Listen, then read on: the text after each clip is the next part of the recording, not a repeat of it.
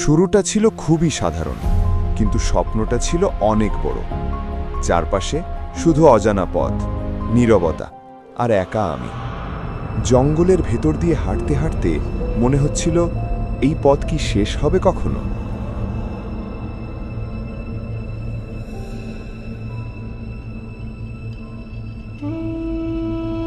কাঁটা, পাথর, কাদা, প্রতিটা পদক্ষেপ ছিল এক একটা চ্যালেঞ্জ।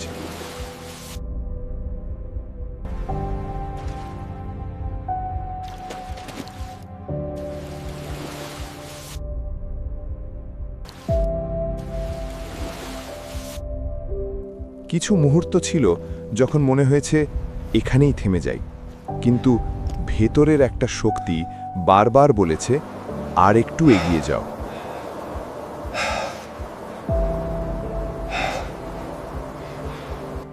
ছোট ছোট পাহাড় পেরিয়ে অবশেষে সামনে দাঁড়ালো সেই বড় চূড়া। শেষ শক্তিটুকু নিয়ে শুরু হলো আমার সবচেয়ে কঠিন লড়াই।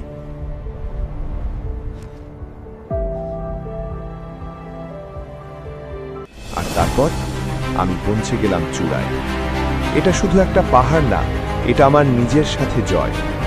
আজ আমি দাঁড়িয়ে আছি শান্ত আকাশের নিচে, কারণ আমি থামিনি।